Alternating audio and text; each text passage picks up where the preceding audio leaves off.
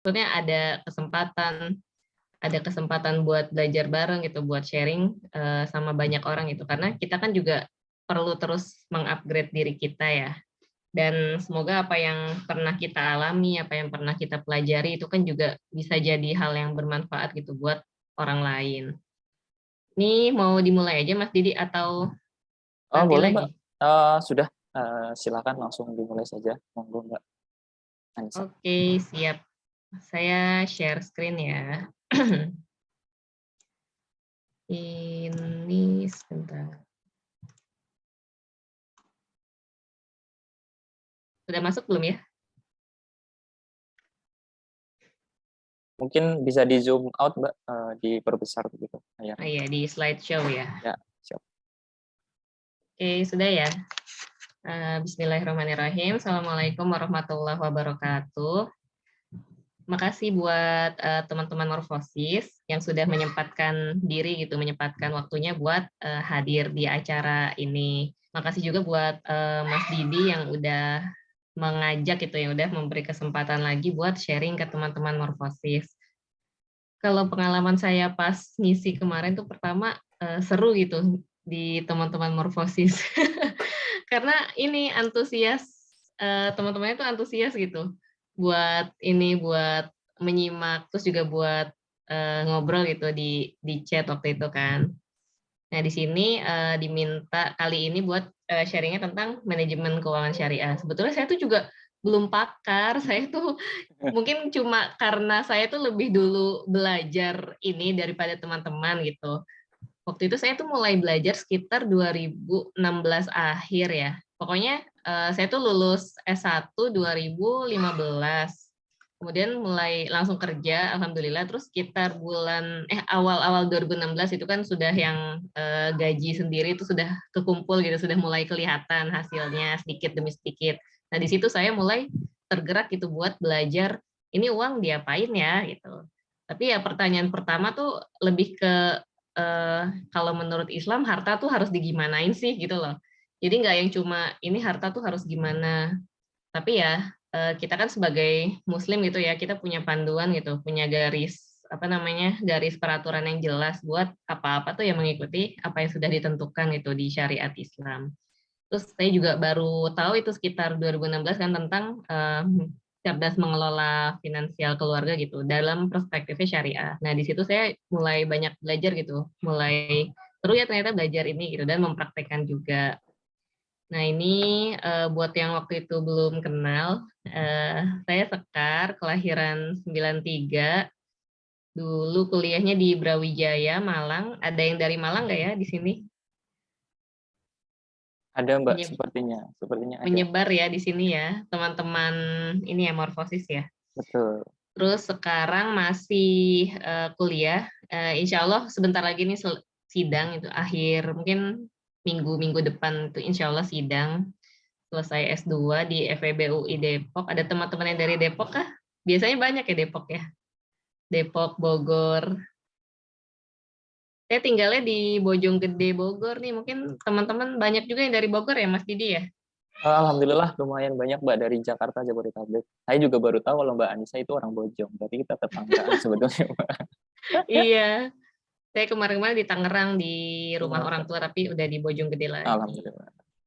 Baik, Ini baik. saya selalu membuat disclaimer ini di bawah bahwa saya tuh bukan ustazah dan saya tuh belum mengarah untuk menjadi certified financial planner. Tapi saya tuh ya selama ini sering belajar aja gitu dan karena awalnya tuh sering sharing di Instagram ya, jadi kayak ketemu orang tuh yang sefrekuensi gitu, yang sevisi, yang sama-sama suka tentang manajemen keuangan gitu dan ternyata di situ banyak yang bilang kalau sharing-sharing saya itu bermanfaat. Padahal saya tuh awalnya mikir sharing kan sharing aja ya, sharing biasa gitu, nggak yang berharap gimana-gimana, tapi alhamdulillah gitu kalau bermanfaat.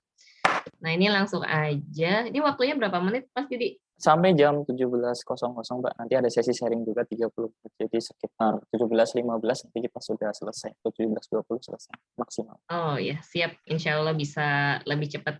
Amin. Ini Bismillahirrahmanirrahim. Saya masuknya dari prinsip umum dulu ya gitu.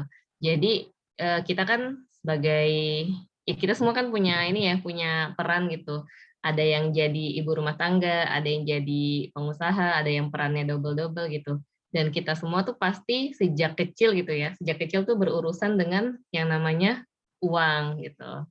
Katanya uang itu nggak bisa membawa kebahagiaan, tapi kalau nggak ada uang juga susah gitu ya buat bahagia gitu. Iya nggak sih?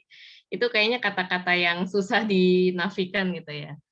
Terus rasanya beda gitu antara nangis di angkot sama nangis di dalam Mercy itu tuh beda gitu. Nangis dalam keadaan rekening kita tuh kosong sama nangis dalam keadaan rekening kita masih ada 1 miliar tuh sedihnya beda gitu loh. Jadi ya bagaimanapun uang kan bisa membawa kebahagiaan ya, asal dikelola dengan baik gitu. Nah ini kalau saya ngambilnya perspektif umum dulu ya. Kalau dari buku financial planning yang saya baca gitu awal-awal dulu yang general, intinya itu kan menekankan bahwa uang itu harus dipakai buat yang memenuhi kebutuhan sekarang gitu dan juga buat mempersiapkan kebutuhan di masa depan. Tapi kita sebagai seorang muslim kan punya panduan sendiri ya, punya rambu-rambu tersendiri gitu apa yang boleh dan nggak boleh dilakukan gitu dalam Islam dan bagaimana sebetulnya udah ada aturannya sendiri gitu terkait harta. Karena Islam kan aturan yang syumul ya, yang menyeluruh gitu. Semua hal tuh diatur, ada aturannya gitu. Bahkan sekadar bersin aja tuh ada aturannya. Nah ini, tapi di sini saya mulai masuk ke ini sih, garis besar pengelolaannya itu yang campur sih insya Allah yang secara syariah juga gitu. Nah yang pertama ya, ini saya nggak terlalu yang dasar banget ya materinya, tapi ya insya Allah teman-teman juga kan paham lah ya generalnya gitu, garis besarnya. Di sini saya tuh selalu menekankan ya buat diri saya sendiri, buat suami saya gitu, buat orang-orang terdekat, dan setiap sharing kayak gini, kita tuh penting banget buat memastikan pemasukan kita tuh halal dan toyib gitu. Halal tuh nggak cuma apa ya, nggak cuma cara mendapatkannya yang halal gitu, tapi juga toyib, baik gitu. Ya misal nih kita bisnis tapi nyelekat-nyelekat teman itu kan ya halal gitu emang rezeki kita, tapi itu kan nggak toyib ya. Kalau kita mendapatkan dapat tender project gitu, tapi hasil ngejelek-jelekin bisnis teman kita itu kan ya mungkin halal gitu, rezeki kita, tapi kan itu nggak toyib gitu. Terus juga toyib ini dari bidangnya. Misalnya ya jual barang KW, namanya jualan kan halal ya. Tapi kan lihat lagi apakah jual barang KW itu sesuatu yang baik gitu.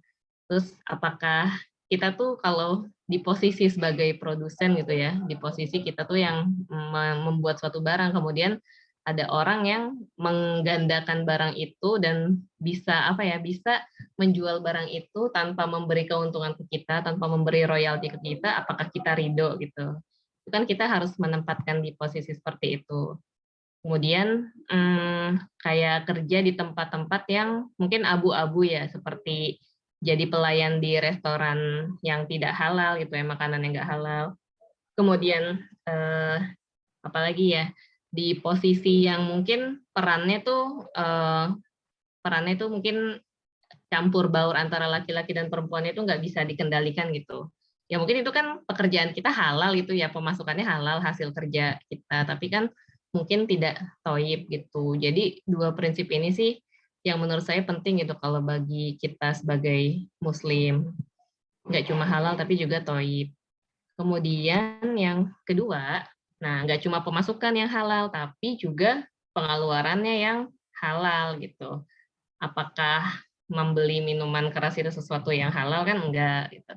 Uang yang sudah kita peroleh baik-baik gitu dengan cara yang baik tapi dipergunakannya tidak baik gitu. Nah, terus juga sesuai kebutuhan lah di sini. Kita kita tuh selalu coba menempatkan diri kita nih hidup masih panjang gitu insya Allah. Maksudnya hidup tuh nggak berakhir besok. Makanya kita juga harus menyiapkan sampai nanti gitu, sampai nanti usia kita ya sampai 63 tahun lah mungkin gitu. Makanya kita tuh harus selalu punya yang namanya skala prioritas. Misalnya nih kita punya penghasilan bulanan 10 juta. Sebetulnya dengan 5 juta, 6 juta itu kita sudah bisa hidup yang layak gitu. Ya udah kita standar hidupnya segitu dulu gitu, di angka 5 juta, 6 juta, 64 jutanya itu bisa disiapkan itu ya buat tabungan gitu.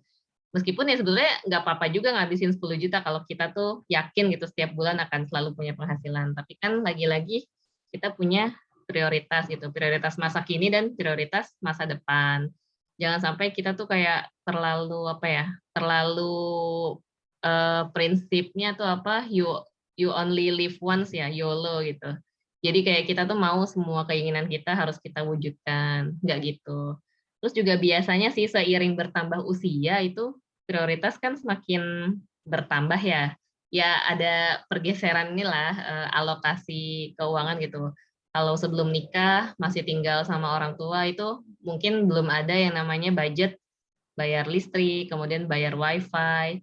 Tapi ketika menikah gitu sudah kontrak sendiri, itu ada pergeseran prioritas gitu, ada penyesuaian prioritas. Makanya harus selalu tetap di apa namanya diatur gitu untuk masa kini dan untuk masa depan. Kita tuh hidup di dua masa itu kan sebetulnya, masa kini dan masa depan. Dan kita nggak bisa balik ke masa lalu. Jadi yang masa lalu yang sudah berlalu ya sudah gitu, jadi pelajaran.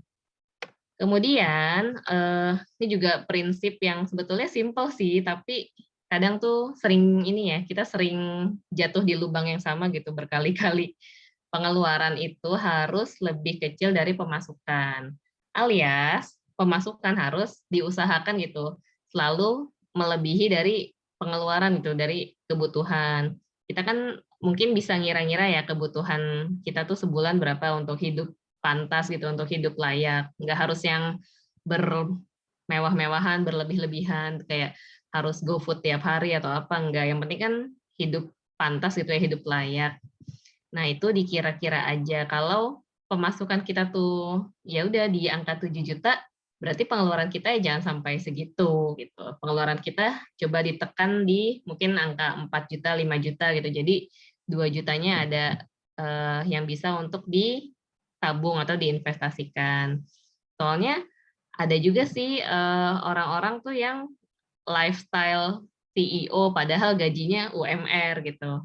Itu banyak tuh biasanya fresh graduate yang kayak gitu, yang kaget gitu nerima uang, kaget kalau saat itu dia udah punya penghasilan sendiri karena kemarin-kemarin terbiasa ya misalnya terbiasa dari uang jajan orang tua gitu. Begitu punya penghasilan sendiri belum siap, akhirnya lifestyle-nya kebablasan gitu. Kemudian, nah ini kita sebagai muslim itu kan kita punya ibadah tersendiri ya. Ada yang namanya zakat itu, ada yang namanya haji, kemudian ada ibadah-ibadah sunnah yang kayak infak, sedekah, donasi gitu buat apa namanya? Berbuat baik gitu. Nah, zakat ini juga kan masuk ini ya, masuk rukun Islam gitu, masuk hal yang wajib. Sedangkan kalau haji itu kan wajib jika mampu gitu. Nah, berarti sebetulnya zakat itu juga ya pasti kita tunaikan itu ya sebetulnya ya. Kalau selama kita punya penghasilan kan gitu, tunaikan zakat. Cuma mungkin nanti apa namanya nisab-nisabnya aja ya peraturan-peraturannya yang beda.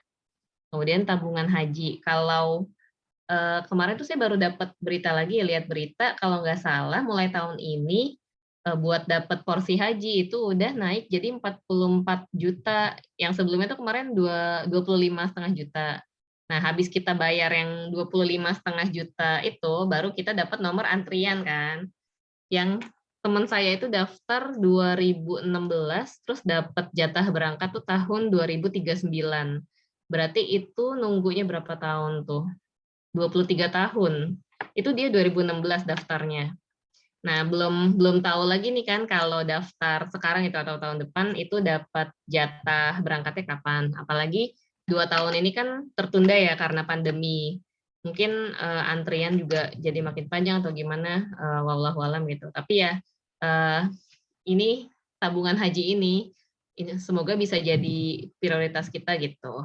Memang sih saya tuh paham banget deh banyak juga yang kayak bilang nggak penting punya rumah, nggak penting punya mobil karena yang wajib itu haji. Iya gitu, iya memang haji tuh wajib gitu, tapi siapa bilang rumah dan kendaraan itu juga nggak penting gitu. Dan kondisi setiap orang tuh beda ya. Kalau menurut saya orang yang belum DP haji gitu, belum yang buka tabungan haji, itu bukan berarti orang yang nggak beriman gitu, bukan berarti orang yang nggak mau berangkat haji, tapi memang ya dengan kemampuan finansialnya yang sekarang, mungkin masih cukupnya untuk ngontrak rumah, masih cukupnya untuk nabung untuk berusaha punya rumah sendiri, karena kan nggak mungkin juga ya terus-terusan tinggal di rumah orang tua dan mertua gitu, apalagi kalau kondisi rumahnya juga nggak mendukung gitu, lingkungannya nggak mendukung. Jadi ya meskipun apa ya, meskipun kayak kelihatannya tuh masih jauh banget buat kita punya tabungan haji, tapi tetap diprioritasin gitu, tetap diniatin buat punya gitu, bismillah. Nah, terus ini juga nih, infak, sedekah, donasi. Kayaknya dulu tuh saya pernah lihat, apa ya, kayak artikel, tentang siapa ya, filantropis, maksudnya orang-orang yang dermawan gitu, yang kayak orang-orang yang Bill Gates, yang terkenal-terkenal gitu deh. Itu mereka kan, charity-nya juga hebat gitu ya. Mereka tuh charity-nya hebat, punya yayasan sendiri gitu, terus nggak pelit menggelontorkan dana sekian ratus juta dolar gitu buat kebaikan, misal buat bikin proyek kebaikan apa, buat sekolah apa, bla bla bla gitu. Nah, saya tuh mikir, mereka yang mungkin mindset-nya tuh beda sama kita ya. Kalau kita kan yakin apa yang kita perbuat di dunia ini akan jadi bekal gitu buat di akhirat, akan berbuah pahala buat kita gitu. Apalagi kan ada ayat yang, kita sedekah 1 bulir maka akan diganti berapa, 700 kali gitu ya. Nah, seorang non-muslim aja tuh bisa sebegitu ringannya gitu buat melakukan kebaikan gitu. Padahal ya dia tuh nggak yakin akan adanya kehidupan akhirat kan, akan adanya pahala, konsep pahala, konsep dosa, mungkin kan mereka juga nggak paham ya.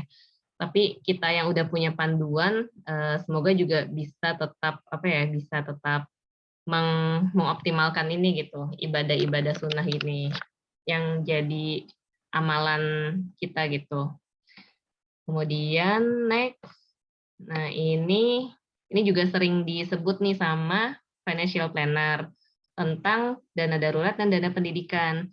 Karena, dulu juga saya tuh awal belajar taunya tuh batas tabungan gitu ya, kita yang penting punya tabungan gitu.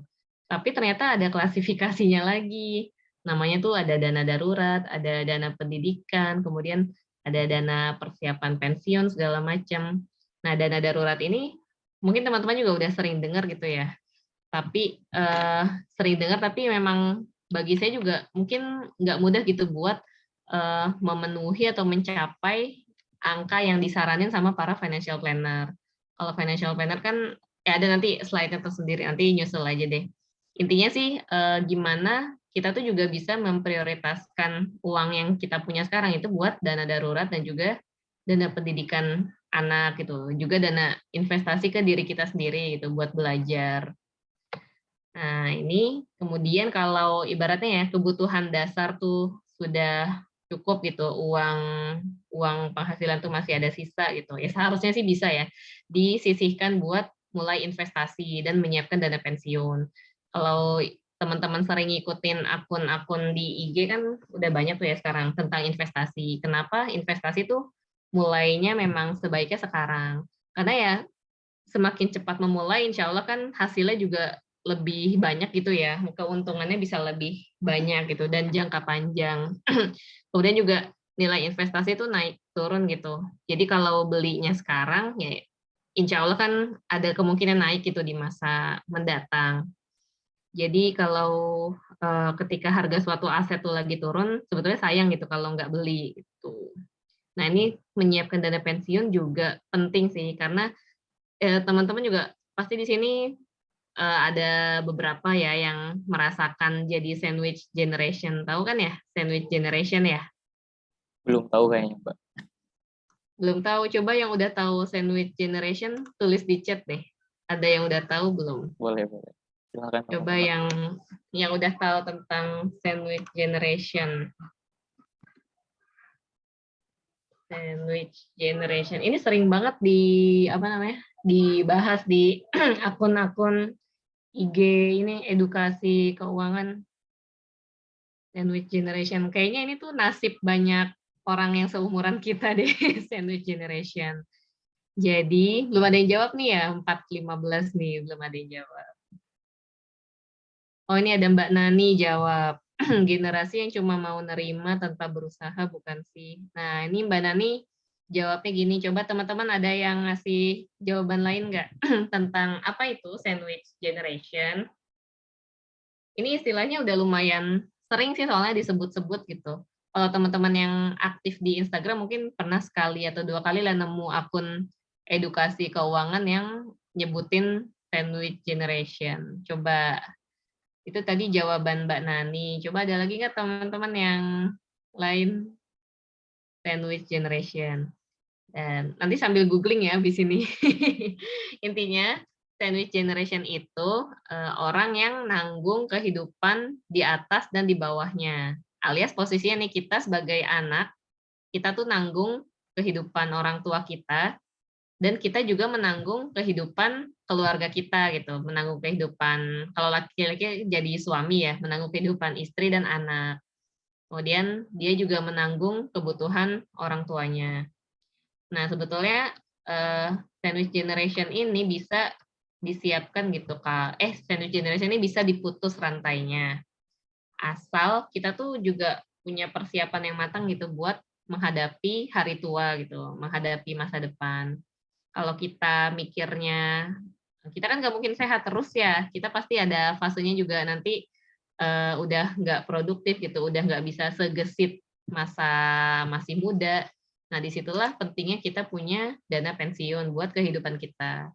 Karena kalau kita nggak berusaha membangun, nggak berusaha nyiapin dana itu, ya terus kita mau bagaimana gitu? Apa kita mau mengharapkan anak kita gitu buat membiayai kita? Kalau anaknya mampu sih nggak masalah ya, tapi kalau nanti ternyata anak juga kondisi ekonominya kurang baik atau bagaimana, apakah kita jadi mau menyalahkan anak gitu karena nggak bisa menanggung kehidupan kita, kan nggak gitu juga ya konsepnya ya. Nah, makanya penting banget buat kita tuh nyiapin dana pensiun. Atau ya, ada beberapa cara sih, kayak kita tuh nyiapin aset yang bisa menghasilkan uang, kayak punya kontrakan gitu. Kemudian punya bisnis yang itu tuh nanti bisa tetap menghasilkan gitu ketika kita sudah tua, sudah nggak produktif. Kemudian yang ketujuh ini hindari utang, apalagi riba. Berhutang tuh sebetulnya boleh ya, kan dalam Islam juga ada aturannya gitu. Berhutang itu harus dicatat, kemudian menghadirkan 2 saksi. Tapi di zaman sekarang seringkali utangnya itu bukan untuk sesuatu yang produktif gitu, bukan untuk sesuatu yang bisa menghasilkan uang lagi atau misal untuk modal kerja atau apa. Tapi kebanyakan zaman sekarang utang itu buat memenuhi lifestyle. Iya nggak sih teman-teman? Yang berutang karena pengen pengen punya iPhone keluaran terbaru gitu, padahal gaji cuma UMR. Kan caranya ngutang ya akhirnya ya, cicilan ya. Kemudian yang berhutang karena pengen jalan-jalan ke luar negeri gitu, biar punya feed Instagram yang bagus gitu. Padahal uangnya juga nggak ada gitu, akhirnya milih utang. Dan itu jeleknya hutang ya, kalau kita di Islam kan nggak boleh riba gitu. Kalau mau hutang kan ya udah akadnya pinjam aja gitu ya. Tapi zaman sekarang itu penyedia pinjamannya itu kan bank, kemudian apa fintech gitu, yang itu menggunakan bunga gitu, yang kita kan nggak boleh ya ke sana. Kemudian next ini kok nggak bisa, oh ya. Dan yang kedelapan nih, kalau terpaksa berutang, nah teman-teman mau ada cicilan atau apa gitu, lagi mempertimbangkan mau ambil kredit motor atau kredit mobil atau kredit rumah. Nah, coba dihitung gitu kemampuan kita buat melunasinya. Apakah kita tuh mampu gitu buat bayar cicilannya. Gaji cuma 5 juta, tapi ngambil kredit mobil yang cicilannya 3 juta sebulan. Itu kan udah nggak bener banget ya. Masa kita cuma 2 juta gitu buat buat hidup, terus buat investasi, buat tabungan, hanya karena kita tuh pengen punya kendaraan baik, kendaraan yang baru gitu kan, nggak harus seperti itu. Ini penting banget sih. Nah, yang terakhir ini memanajemen keuangan dengan ilmu, alias kita tuh harus coba deh cari tahu gitu. Jangan jangan apa ya, kayak jangan cuma taunya tuh tabungan aja, padahal sekarang tuh ada banyak banget instrumen investasi, banyak banget ilmu manajemen keuangan baru gitu yang beredar di internet, yang teman-teman bisa cari sendiri. Salah satunya kan dengan ikut ini ya, salah satu cara teman-teman. Nah, ini untuk zakat mal. Zakat itu kan masuk rukun Islam ya. Jadi memang suatu yang wajib gitu. Tapi memang zakat tuh banyak banget turunannya. Jadi saya tuh juga kalau saya pribadi kalau mau zakat itu suka baca-baca dulu panduannya gimana sih gitu. Karena emang saking banyaknya aturannya ya, ketentuannya gitu beda. Zakat tanah, kemudian zakat harta yang berupa apa yang tidak digunakan, harta yang digunakan, kemudian harta apa zakat hasil berkebun, zakat lain-lain gitu banyak banget kan. Tapi yang paling umum kan memang yang ini ya zakat harta gitu. Yang kita tuh wajib zakat ketika kita tuh udah punya harta senilai 85 gram emas gitu. Dan itu sudah bertahan selama 1 tahun. Jadi syaratnya itu ada 2. Yang pertama, senilai atau setara 85 gram emas. Yang kedua, udah bertahan selama 1 tahun. Alias nih, misal kita tiba-tiba menang undian 100 juta. Nah, hadiahnya turun nih, udah masuk rekening. Nah, seminggu kemudian kita tuh belum wajib zakat, karena hartanya belum bertahan 1 tahun gitu, baru 1 minggu. Ketika udah tahun depan dan hartanya masih segitu, masih 100 juta, nah itu wajib dikeluarkan zakatnya 2,5%. Nah, ini anggap sekarang harga emas 1 gramnya sekitar 950.000 ya. Terus dihitung 85 gram. Nah, buat teman-teman yang tabungannya udah senilai 80 jutaan, nah itu berarti sudah wajib zakat gitu 2,5%. Kalau hartanya itu sudah dimiliki minimal 1 tahun. Kalau yang dimilikinya tuh masih kurang dari 1 tahun itu belum wajib zakat. Oke, sering banget kan kalau apa namanya reminder tentang zakat itu biasanya di bulan Ramadan juga ya, karena sekalian zakat fitrah gitu. Biasanya, kayak lembaga-lembaga zakat juga sekalian mengingatkan tentang ini, tentang zakat harta. Biar gampang gitu hitungannya, oh tiap tiap Ramadan sekalian zakat, tiap setahun setahun setahun gitu. Ada yang hitungannya juga biasanya dari Januari ke Desember hartanya berapa, terus, Januari tahun depannya itu hartanya ada berapa. Nah dilihat, sudah setahun atau sudah masih memenuhi syarat atau enggak. Nah terus juga ini zakat penghasilan, ini tuh juga sebetulnya eee, ada kontroversinya ya di kalangan ulama gitu. Kalau nggak salah bahkan PT Telkom itu tuh nerapin ini zakat penghasilan. Jadi 2,5% dari gaji karyawan yang muslim itu tuh langsung dipotong buat zakat. Itu dulu tahun beberapa gitu, saya lupa tahun berapa. Pernah rame sih ininya surat edarannya gitu, adanya potongan zakat ini, karyawan Telkom gitu. Nah ini, tapi kalau teman-teman mau menjalankan ini kan juga nggak masalah ya. Tergantung, teman-teman mau ambil pendapat yang mana. Nah, di sini zakat penghasilan itu nilainya, 2,5% atau setara 500 maksudnya kalau gaji kita tuh udah setara 524 kilogram beras, atau ya gaji atau penghasilan sekitar 5,24 juta ya. Nah, itu harus dikeluarkan zakatnya 2,5% tiap bulan gitu, tiap habis gajian. Terus ada juga pendapat yang membagi ini 5,24 ini harus udah bersih atau belum, apa misalnya udah dikurangi sama penghasilan atau apa, sudah dikurangi sama kebutuhan atau apa, nilainya segitu. Nah, kan saya bilang tadi ya zakat nih banyak banget ininya gitu, banyak apa namanya, ulama tuh banyak pendapatnya. Jadi sebetulnya terserah teman-teman sih mau ikut yang mana gitu. Nanti bisa dicari-cari lagi pendapat yang lebih menguatkan teman-teman gitu. Tapi yang jelas ada yang namanya zakat penghasilan gitu. Nah, terus karena di sini, fokusnya ke mama-mama ya, ke ibu-ibu sholihah gitu insyaallah. Saya di sini, saya juga masukin ini ya, kenapa manajemen keuangan tuh nggak lepas gitu dari istri gitu, dari seorang perempuan gitu.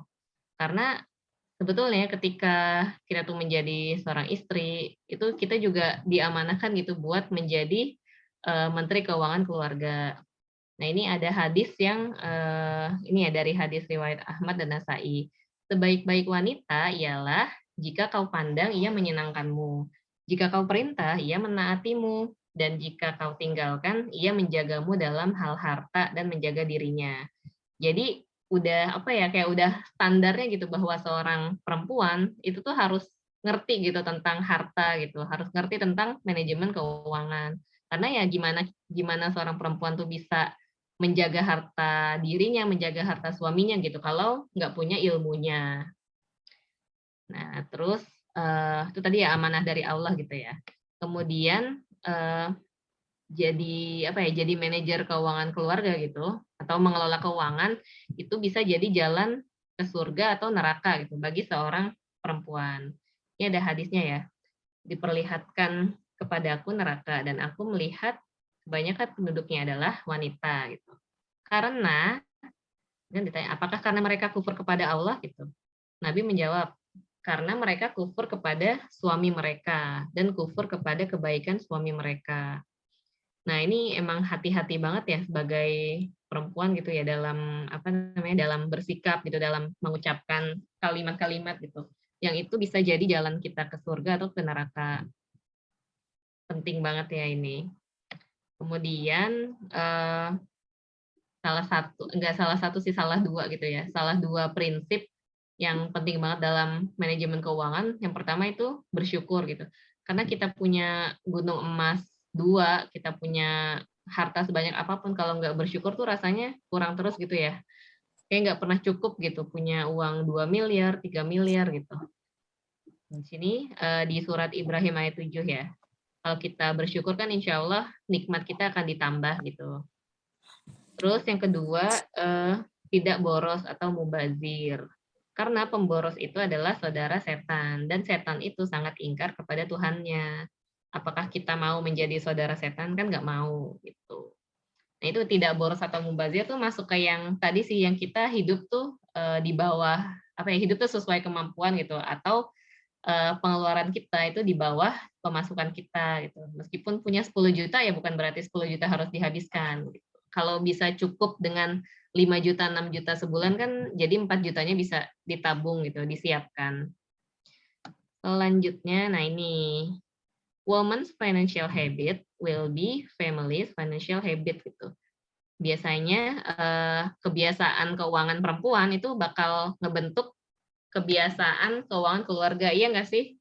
Teman-teman mungkin di sini banyak juga yang terinspirasi dari cara ibunya mengatur uang belanja gitu, cara ibunya mengajarkan anak-anak, biar nabung, biar nggak boros, biar nggak banyak jajan gitu. Itu pasti jadi inspirasi buat kita ya sebagai anak ya, cara ngatur keuangan ibu-ibu gitu.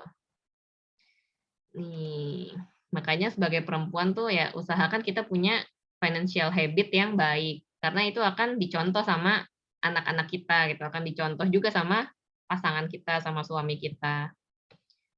Terus lanjut lagi, nah ini gimana sih? Nah, ini sedikit, karena ini juga udah di penghujung tahun ya, jadi, sekalian lah boleh gitu buat resolusi keuangan tahun depan. Ini resolusi keuangan saya pribadi juga sih sebetulnya gitu. Jadi siapa tahu ada yang teman-teman juga jadi bisa terinspirasi gitu. Nah, yang pertama tuh mindful spending. Mindful spending itu alias, belanja tuh dengan kesadaran gitu, nggak impulsif, nggak yang, "Ih, barangnya lucu, beli," nggak gitu. Tapi spending tuh karena memang kita butuh gitu. Kenapa kita mau beli barang ini, karena memang ya perlu bla bla bla bla bla bla, bukan sebatas, "Ih lucu," gitu, "Ih lagi diskon," gitu. Tapi spending-nya itu dengan penuh kesadaran. Kemudian yang kedua itu, mencatat cash flow. Ini saya juga udah nerapin sejak lama sih dari 2018-an, dari awal-awal nikah saya tuh mulai catat ini. Ternyata bermanfaat banget teman-teman, nyatat cash flow tuh, kita jadi tahu uang kita habisnya buat apa aja. Nah terus sini, ini salah satu screenshot sharing di IG story saya sih ini, buat apa ya, sebetulnya buat apa sih gitu, kita nyatet cash flow.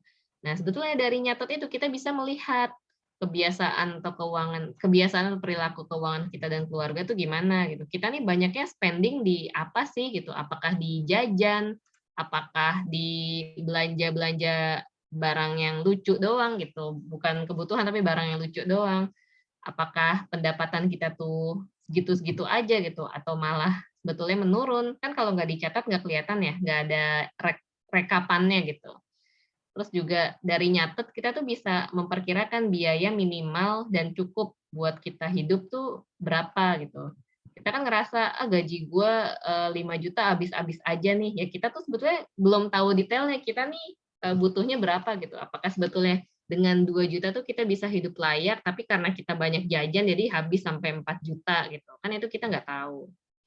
Nah, yang keempat itu jadi tahu uang kita dipakai untuk apa aja, terus juga buat evaluasi gitu dari rekapannya, oh ternyata gue kebanyakan order GoFood nih, berarti bulan depan harus dikurangin. Bulan ini ternyata jajan GoFood-nya sampai 1,5 juta gitu, oh bulan depan coba setengahnya dulu maksimal 750.000 gitu buat GoFood. Jadi dikuranginnya pelan-pelan gitu ya. Terus lanjut lagi. Nah, ini kalau teman-teman mau lihat sharing yang lebih banyak tuh di Instagram story-ku ya udah di-highlight sih. Nah ini yang mempertemukanku dengan banyak orang yang suka manajemen keuangan tuh ternyata dari sharing-sharing begini. Awalnya tuh ya kan aku cuma sharing-sharing biasa aja yang nggak ada niat yang gimana-gimana. Ternyata orang tuh banyak yang reply terus jadi banyak yang follow. Terus aku kaget di situ. Ternyata bermanfaat juga ya sharing-sharing singkatnya gitu. Nah, ini pernah juga punya laporan Excel gitu, laporan keuangan keluarga, tapi terus karena kalau buat keseharian itu susah ya pakai Excel, jadinya aku pakai aplikasi. Tapi buat Excel nih perlu juga buat ngerekap-rekap harta gitu, ngerekap harta. Ya buat punya ini laporan keuangan keluarga gitu, dibikin tahunan aja. Ini teman-teman mungkin bisa iseng-iseng dulu bikin gitu. Nah, ini aku pakai aplikasi Money Lover sampai sekarang ya, buat catat-catat. Di sini bisa kita ini sih bikin kategori sendiri sesuai preferensi kita gitu, sesuai kemauan kita. Nanti ketahuan deh bulan ini, bulan kemarin tuh catatannya gimana. Nah, terus resolusi membayar zakat. Karena sebetulnya zakat itu kan ibadah buat orang yang mampu ya. Kayak tadi standar minimalnya aja kan punya harta yang setara 85 gram emas gitu. Kalau orang yang hartanya nggak segitu berarti kan belum bisa zakat gitu. Terus yang ibadah, emang sih dalam Islam tuh ibadah perlu uang ya. Buat zakat tuh harus punya harta, kemudian buat haji itu juga perlu uang gitu. Tapi ya memang kalau Allah berkehendak kan memang nggak ada yang nggak mungkin ya. Nah, terus yang kedua, resolusi tahun depan, coba untuk tambah persentase sedekah tuh 10-20% lagi. Jadi misalnya biasanya kita tiap bulan sedekahnya tuh 5% dari penghasilan. Nah, mungkin tahun depan bisa dinaikin jadi 10%, kayak gitu. Naikin. Itu resolusiku juga sih, resolusi pribadi. Tambah ya 10%, 20% lah, lihat nanti. Kemudian karena kita mau nambah infak kita, nambah sedekah kita, berarti kan penghasilan kita juga harus ditambah ya. Kalau selama setahun ini misal penghasilan bulanan ya pas di angka 4-5 juta gitu, di angka UMR Jakarta, ya bolehlah tahun depan gitu naik jadi 6 juta atau jadi 7 juta gitu. Naik pelan-pelan nggak apa-apa ya, asal kita ada progresnya gitu. Ada usaha konkretnya buat mewujudkan itu. Terus resolusi tahun depan juga coba tambah aset, nambah tabungan gitu, nambah dana darurat. Nah, di sini ada yang tentang dana darurat ya. Terus nambah investasi itu. Kalau kemarin-kemarin taunya cuma tentang emas, cuma tentang tanah, coba mulai belajar tentang saham, tentang reksadana, kayak gitu. Karena sekarang emang udah banyak banget sih ilmunya, bisa gampang dicari gitu di internet. Terus ini mindset nabung. Siapa yang dulu kayak aku, ini pengalamanku dulu nih. Dulu tuh diajarinnya uang sisa jajan itu ditabung. Jadi diajarinnya tuh bukan kalau udah punya uang, nabung dulu baru jajan, nggak gitu. Kalau aku dulu diajarinnya, punya uang, dipakai jajan, sisanya ditabung. Lah mending ya kalau kita punya sisa uang ya, kalau nggak punya sisa gimana? Namanya anak-anak gitu kan mikirnya masih pendek ya, punya uang 5.000 ya udah jajanin 5.000 gitu. Belum mikir, oh kalau punya 5.000 berarti seharusnya nabung dulu 2.000 baru 3.000-nya buat jajan. Dulu tuh mindsetku masih seperti itu terus lama-lama ya udah diperbaiki. Nggak apa-apa ya. Kita pernah melakukan kesalahan di masa lalu, itu jadi sesuatu yang berharga gitu sebagai pelajaran. Sekarang tuh kalau aku juga, ya intinya begitu paham ini ya dari mulai kerja sendiri, itu udah langsung punya mindset habis gajian tuh tabung dulu. Kita gaji 6 juta, ditabung 30%, ya 20 juta, 2 juta lah sepertiganya. Baru 4 juta itu diatur buat kebutuhan, buat kasih orang tua, buat kebutuhan kita sehari-hari. Jadi anggap kita tuh cuma punya uang 4 juta itu yang bisa dipakai. 2 jutanya udah diamanin buat tabungan, buat investasi. Intinya harus disisihkan di awal, bukan di akhir. Karena kalau disisihkannya di akhir itu belum tentu ada sisa, guys. Teman-teman gitu nggak sih? Punya uang 10 juta belum tentu sampai akhir bulan masih ada sisanya gitu. Bisa jadi udah malah kurang ternyata 10 juta itu. Gitu. Terus, nah ini tentang dana darurat, ini banyak juga dibahas ya sama financial planner. Kenapa kita tuh penting punya dana darurat? Buat apa sih? Buat persiapan. Kalau aku yang melihat efek pandemi awal 2020 itu pas COVID awal-awal nyebar di Indonesia, itu kan banyak yang PHK, banyak yang omset bisnisnya turun. Nah, disitulah pentingnya punya dana darurat gitu. Ya meskipun nggak semua orang punya ya, atau nggak semua orang tuh udah tahu tentang ini. Tapi ya di sini kan teman-teman alhamdulillah jadi tahu ya tentang dana darurat. Nah, kalau kita masih single itu banyak yang nyaranin buat punya simpanan atau dana darurat sebanyak 6 sampai 9 kali pengeluaran bulanan. Ada juga yang ngitungnya tuh berdasarkan penghasilan bulanan. Jadi misal nih Mas Didi masih single kan ya? Kok ketahuan sih, Mbak? Nih, misal Mas Didi masih single, pengeluaran bulanan 5 juta. Nah, sebaiknya punya dana darurat itu sekitar 6 kalinya atau 9 kalinya. Itu angka dari financial planner ya, dari banyak financial planner gitu yang menyarankan. Tapi kan itu bukan aturan mati ya, bukan aturan yang saklek banget. Kalau kita ngerasa kemampuan kita ya udahlah buat simpanan 3 bulan 4 bulan aja cukup, ya nggak apa-apa gitu. Yang penting kan nanti konsekuensi ditanggung sendiri ya kalau dana itu ternyata kurang. Kemudian kalau udah berkeluarga itu nambah lagi simpanannya, nggak cuma 6 sampai 9 kali, tapi disarankan bahkan punya sampai 12 kali gitu. Saya tuh sempat shock juga ya waktu, wah 12 kali gitu, banyak ya. Tapi ya ternyata ya memang gitu sih namanya dana darurat buat kebutuhan yang nggak terduga ya. Kayak dana darurat itu dipakainya tiba-tiba genteng rumah bocor. Kan nggak mungkin bocor dibiarin lama-lama ya.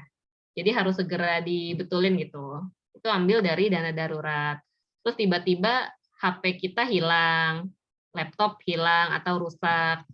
Terus itu kan dipakai buat kerja gitu. Nggak mungkin kita lama-lama nggak punya HP, nggak punya laptop. Jadi pakai dari dana darurat. Kenapa kita harus punya dana darurat? Ya biar kita tuh nggak ngutang ke orang lain gitu. Biar kita tuh nggak menyusahkan orang lain gitu. Biar kita juga kalau kepepet bukan jadi opsinya tuh ke pinjol gitu yang malah riba. Tapi kita kan masih punya dana simpanan kita gitu ya. Nah ini ada yang banyak sih yang tanya, baiknya disimpan dalam bentuk apa? Kan 6 kali pengeluaran bulanan tuh banyak ya gitu. Buat orang yang pengeluaran bulanannya 5 juta aja, angka 30 juta itu kan banyak ya.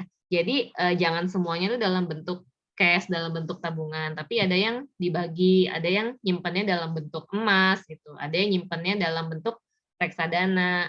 Dan kalau udah darurat, baru itu dijual gitu. Biar ya kita tuh masih punya simpanan gitu. Biar kita nggak langsung kejebak utang sana sini gitu.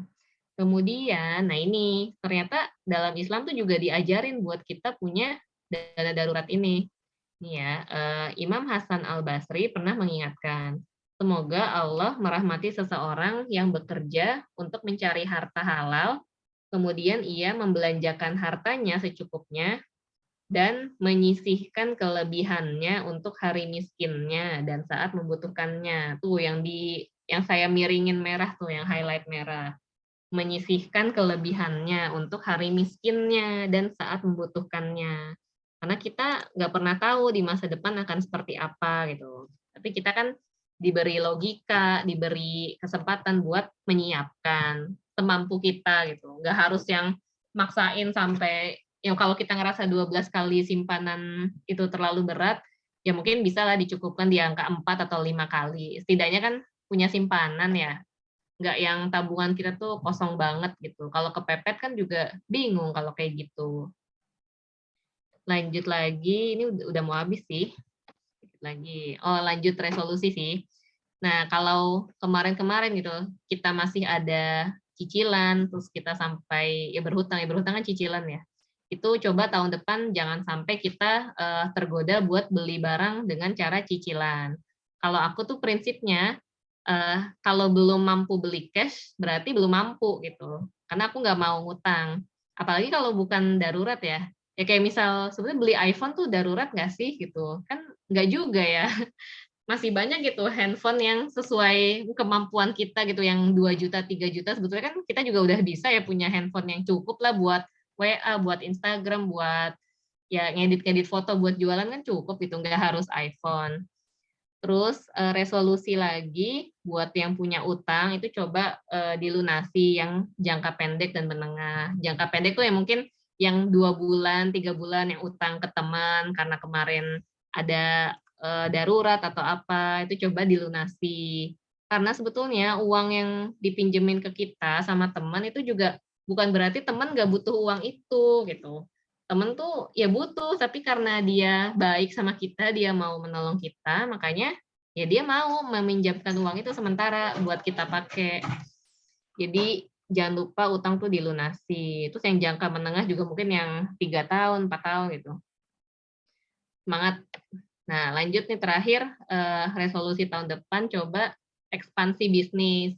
Yang teman-teman sekarang mungkin punya punya resellernya udah 5, coba resolusi tahun depan nambah reseller jadi 10 gitu.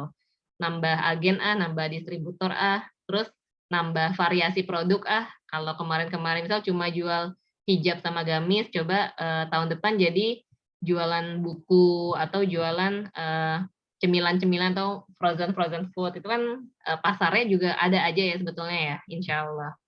Terus coba juga buat monetisasi skill atau menguangkan skill kita. Kayak misal kita nih punya skill buat ngelesin anak SD gitu, ngajar anak SD. Ya itu nggak apa-apa, kita tawarin anak tetangga buat les sama kita gitu. Terus kita nih punya kemampuan buat bikin kue gitu. Coba berani buat buka pre-order, berani buat tawarin ke teman-teman, ke tetangga gitu. Siapa tahu kan jalannya kebuka makin lebar ya buat kita ini bermanfaat dan berpenghasilan. Nah, ini inspirasi sih, inspirasi dari salah satu akun di Instagram nih, Big Alpha.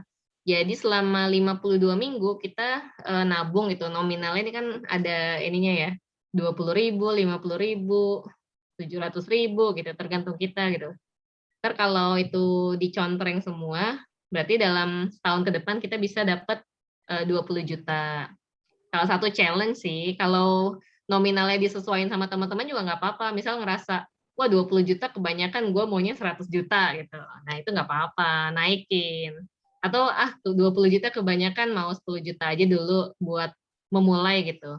Ya nggak apa-apa, angkanya disesuaikan aja sama teman-teman. Terus juga ini sebagai seorang muslim, kita kan punya goals-nya buat tetap beribadah gitu ya. Kalau tadi sekadar nabung, nah ini ternyata ada juga kurban challenge gitu. Gimana biar tahun depan kita nih bisa beli kambing, tapi nggak mendadak gitu, nggak yang 2 minggu sebelum kurban baru pusing gitu nyari uangnya gimana nih buat buat kurban. Nah ini ada juga kurban challenge, jadi sampai setahun gitu kekumpul lah 3 juta buat beli kambing. Ini juga nominalnya bisa disesuaikan sih sama teman-teman. Bisa juga nyiapinnya itu bulanan ya, setiap habis gajian gitu, sisihin 300.000 sebulan buat kurban. Nanti kan udah setahun kekumpul ya 3 jutaan lah. Oh ini kan kira-kira nanti Idul Adha Juli, ya ini udah Desember, berarti dari Januari ke Juli ya ada 6 bulan lah gitu. 6 bulan kita mau punya uang 3 juta buat beli kambing, berarti kan mulai Januari besok kita nabung ya 500.000. Nah itu bisa juga buat direncanain gitu sama teman-teman. Sudah deh, itu aja. Oh, ini terakhir. Harta adalah amanah dari Allah. Kelak kita harus mempertanggungjawabkan bagaimana mendapatkan, mengelola, dan menggunakannya. Itu aja dari aku. Terima kasih, Mas Didi. Saya kembalikan ke Mas Didi ya. Terima kasih banyak Mbak Sekar atas pengetahuan dan juga insight barunya. Mungkin insight-nya mungkin banyak teman-teman yang baca, cuma kan mungkin cara penyampaian Mbak Sekar dan juga mungkin informasi kalau didapatkan secara langsung beda ya feel-nya begitu ya mungkin ya. Jadi teman-teman mungkin bisa jauh lebih paham. Terlebih lagi ya, tadi disebutkan kita sudah mau menghadapi awal tahun dan kita sudah atau sedang berhadapan dengan akhir tahun gitu. Jadi waktu yang tepat untuk resolusi finansial kata Mbak Sekar, betul banget tuh. Jadi tadi sudah dicatat ya catatan-catatan terkait resolusi finansial. Kalau yang merasa masih punya hutang, yuk kita mulai galakkan untuk setidaknya tahun depan, awal tahun, akhir tahun udah nggak punya hutang lagi atau sebisa mungkin tahun depan udah nggak punya hutang lagi. Jadi resolusikan sesuatu yang memang sekiranya teman-teman masih jadi tanggungan di tahun ini supaya bisa selesai di tahun depan. Mungkin bisa juga jadi PR ya. Jadi PR teman-teman sahabat Morfosa nanti bisa sharing gitu resolusi tahun 2022 itu apa sih gitu. Teman-teman yang sudah hadir ini 55 atau 56 peserta ya, teman-teman boleh banget nanti share ya, nanti share terkait resolusinya di tahun 2022, entah itu mau Mas mau bisnis resellernya nambah lagi, mungkin Mas mau bisnis ini lagi, saya udah punya bisnis ini mau nambah bisnis ini lagi, kemudian Mas saya belum punya dana darurat, saya mau nanam saham Mas dan lain sebagainya, monggo silahkan diatur disesuaikan dengan kebutuhan, keadaan dan juga kemampuan teman-teman sahabat Morfosa yang hadir pada sore hari ini. Waktunya sesi sharing Mbak Sekar. Ya, kita masih cukup punya waktu sekitar 30 menit ya sampai 17.15 waktunya sharing. Sudah ada beberapa pertanyaan yang masuk lewat chat, tapi saya prioritaskan untuk dari yang live langsung dulu ya Mbak ya, yang mau membuka videonya, yang mau membuka video dan audionya untuk bertanya langsung, sharing, ya, curhat mungkin boleh. Nah, sudah ada yang nyaut. Mbak Aminah dari Bogor juga. Silakan Mbak Aminah. Iya, ini mau nanya Mas Didi. Monggo, silakan. Ya. Tadi kan investasi ini ya, investasi reksadana. Ada ya salah satunya ya. Iya, Mbak. Iya, itu gimana Mbak? Menurut Islam, secara Islam itu dibolehkan atau tidak? Ya, itu aja ya Mbak pertanyaannya ya. Iya, iya. Oke, dari Mbak Aminah tadi tanya reksadana gimana? Boleh nggak sih dalam Islam gitu? Nah, kalau aku jawabannya, kita sebagai Muslim, kita di sini punya lembaga yang namanya MUI, Majelis Ulama Indonesia.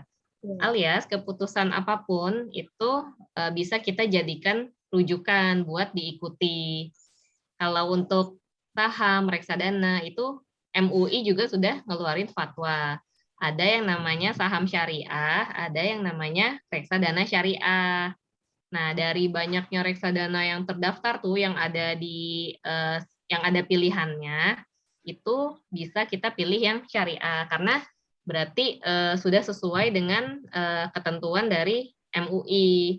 Ketentuannya itu reksadana itu diinvestasiin ke bidang usaha yang nggak bertentangan dengan aturan Islam, kayak yang perusahaan bank konvensional, asuransi konvensional, terus yang mudarat-mudarat juga kayak rokok, kemudian kayak hotel, kayak restoran, terus yang bar gitu, minuman keras seperti itu. Jadi insya Allah boleh. Tinggal pilihannya nanti teman-teman cari apa aja sih reksadana syariah yang ada gitu. Nah caranya teman-teman bisa nanti daftar sih di aplikasi sekuritas itu. Karena kalau mau investasi saham, investasi reksadana itu kan harus daftar dulu di sekuritas. Itu nanti langkah selanjutnya ya Mbak. Seperti itu Mbak. Udah terjawab ya Mbak Aminah? Ya, insya Allah. Syukran Mbak. Iya, sama-sama Mbak. Baik, terima kasih Mbak Aminah. Jadi untuk investasi saham banyak banget pelajaran. Mungkin bisa di IG, bisa di Telegram, Mbak Aminah boleh ya. Kalau bahas terkait saham mungkin kita harus menggali lebih dalam lagi karena ilmunya juga rentetan step by stepnya banyak banget. Nah, jadi harus pelan-pelan, harus benar-benar dipelajarin, jangan sampai boncos kayak yang iklan gitu kan. Nah, itu hati-hati juga. Iya, sayang. Ya, tapi memang kalau udah ada semangat atau keinginan untuk belajar, monggo nggak apa-apa, silakan bisa belajar dari sosial media, Telegram dan mungkin IG, banyak yang sudah memberikan step by step belajar saham gitu, ataupun reksadana. Oke, yang lain monggo silakan untuk selanjutnya. Siapa yang mau bertanya secara langsung? Saya persilakan langsung saja. Nyerobot kalau orang Jawa, nyerobot aja nggak apa-apa. Mbak Lise. Assalamualaikum. Oke, silakan Mbak Lise. Mbak Sekar, izin bertanya. Ya, Mas Dedi.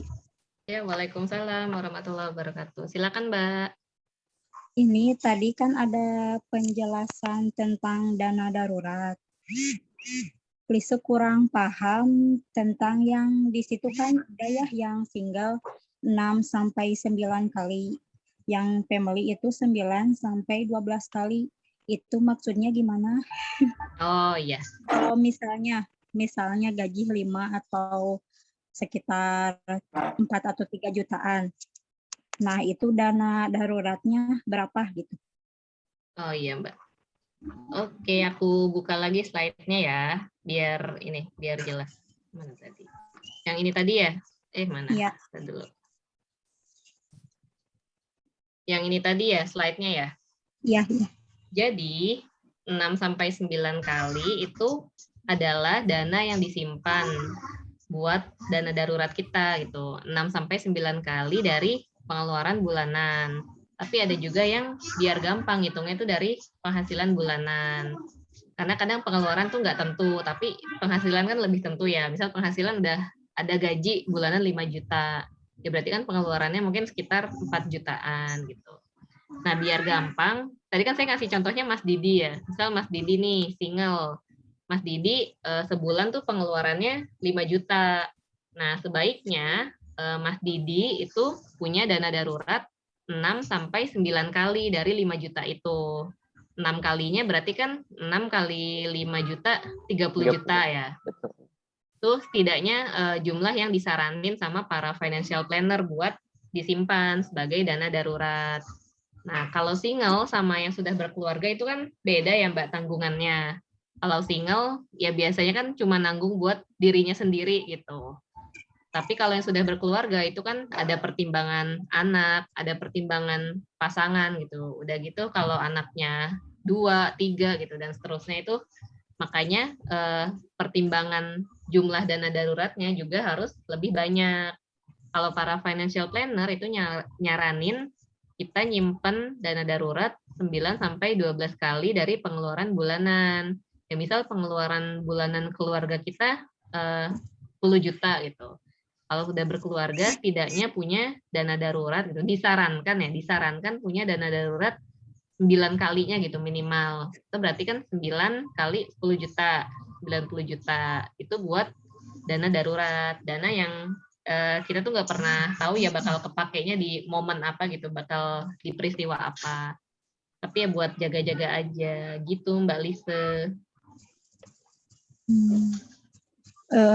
Mbak berarti harus nyisihin dari uang bulanan gitu ya, sama kayak nabung gitu. Iya, sama kayak nabung, cuma diperuntukkan khusus buat dana darurat. Jadi yang sebaiknya tuh nggak dipakai terus gitu, nggak misal nabung udah punya tabungan 20 juta, pakai buat jalan-jalan gitu. Nggak gitu, tapi yang emang dananya tuh disimpan aja buat darurat aja gitu, buat sewaktu-waktu kita butuh baru dipakai. Seperti itu Mbak, bukan yang buat ditabung terus kalau udah sampai jumlah tertentu terus dipakai, nggak gitu. Gitu Mbak Lisa. Terus tadi pertanyaannya kalau penghasilan 5 juta ya Mbak?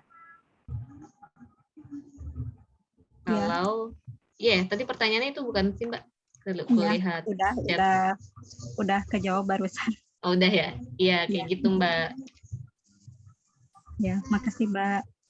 Berarti, iya, sama-sama. Berarti Mbak Sekar, kalau mungkin seperti ini kan mungkin bisa tuh membuat rekening tabungan sendiri, rekening tabungan dana darurat sendiri, begitu ya Mbak ya? Iya, emang baiknya dipisah Mas Mm-mm. antara rekening kita buat sehari-hari sama rekening yang buat tabungan gitu. Karena kalau rekening kita cuma Nyampur. punya satu rekening, terus itu bolak-balik dipakai buat top up, GoPay, OVO, itu kan kita ngerasa wah duit masih banyak gitu. Top Betul. up terus gitu ya. Iya, Makanya iya. sebaiknya dipisahkan. Ya, nggak apa-apa, Mbak. Jadi begitu, Mbak. Teman-teman yang lain juga ya, silakan buat rekening dana darurat sendiri, rekening tabungan sendiri. Kalau toh memang nggak mau kena biaya admin, silakan pakai menggunakan Bank Syariah Indonesia. Gitu. Itu tanpa ada biaya admin. Kok jadi promo, Mas? Yang nggak, saya pemakai soalnya. Sama saya juga pemakai. Jadi silakan untuk membuka rekening dana darurat melalui BSI. Bisa banget kalau dari BSI. Karena kan sudah ada Bank Syariah Indonesia ya, jadi boleh banget. Iya, Oke. BSI. Silakan yang lain, silakan. Langsung saja Mbak Dian Vita atau mungkin Mbak Nur Zaida, Mbak Rukaya, silakan. Masih ada waktu untuk bertanya. Oke, Mbak Dian, monggo.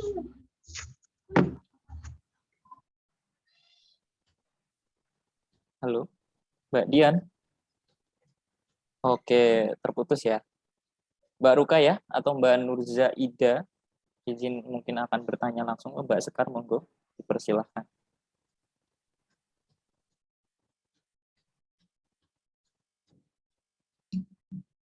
Saya deh Mas, Oh ya, Mbak Fatimah, monggo. nyampaikan kalau Mbak Rukaya mungkin udah sholat maghrib, tadi izin sholat maghrib dulu gitu, seperti itu. Assalamualaikum warahmatullahi wabarakatuh, Mbak Sekar. Waalaikumsalam, Mbak Fatimah. Izin bertanya, tadi udah saya chat, pertanyaan di chat sih saya ulang aja biar lebih enak.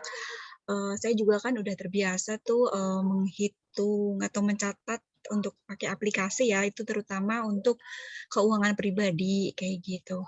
Nah, tapi kadang ada yang misalnya komentar, segala dicatat gitu, kayak pikirannya orang Cina gitu kan, apa-apa dicatat gitu. Padahal saya tuh hanya pengen mengontrol gitu kan. Emang kalau kita nggak terkontrol gitu, kita nggak tahu, uang kayaknya kemarin banyak deh, kok tahu-tahu udah habis gitu. Tapi dengan dicatat, maksud saya itu biar saya tahu, oh pengeluarannya ternyata ini, seperti itu.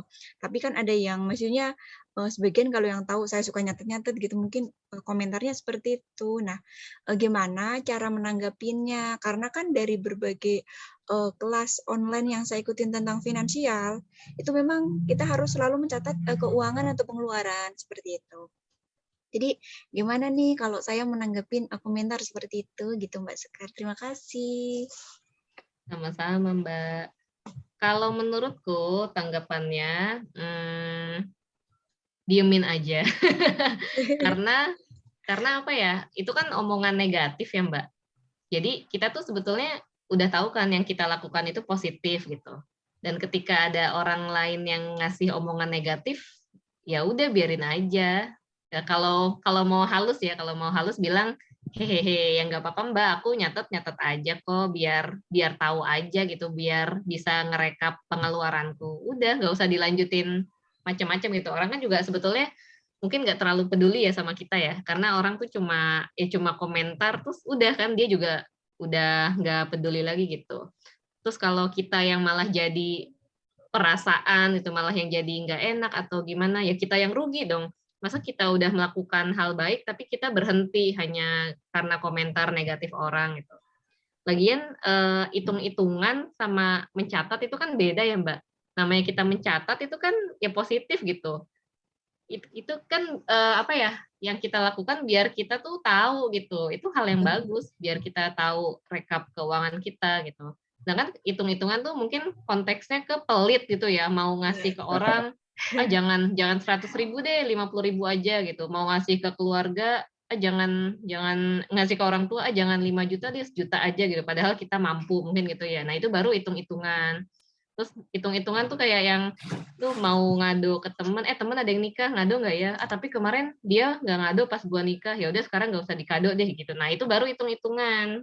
Betul. Kalau nyatet tuh kan ya nyatet biasa gitu Mbak, nggak usah dipikirin Mbak. Baik, terima kasih atas jawabannya. Iya. Intinya kuatin kuping. Iya, Kuatin kuping. nggak usah pikirin omongan orang. Betul, karena kan yang mengelola keuangan pribadi kan Mbak Fatima sendiri, jadi ya nggak usah. Mereka kan nggak ngurusin keuangannya Mbak Fatima. Baik, Mas Iya. Jadi, terima kasih. Ya, monggo silakan selanjutnya untuk konsultasi. Siapa lagi? Monggo. Mumpung masih ada waktu nih teman-teman, silakan. Saya prioritaskan yang bertanya secara langsung. Ada sih ya chatnya beberapa, cuma saya kasih kesempatan. Nggak apa-apa, nggak harus buka video kalau memang sekiranya keadaannya tidak memungkinkan. Monggo. Assalamualaikum Mbak Sekar. Masya Allah, silakan. Waalaikumsalam Mbak Fatima. Mbak Fatima tadi beda ya orangnya ya? Namanya mirip ya. Oh iya. Yang tadi pakai F, Oh ini pakai P, Masya ini Allah. pakai P. Baik, Di sini saya akan mempertanyakan Mbak Sekar mengenai hal untuk zakat penghasilan Mbak Sekar ya. Iya, yang di chat ya Mbak. Iya, seperti yang saya sampaikan. Kalau untuk dana hibah kan mungkin nggak selalu tiap bulan ada. Jadi ini kita intikan rutinitas gitu. Rutinitas untuk sebagai pengganti zakat emal kira-kira bisa nggak ya Mbak?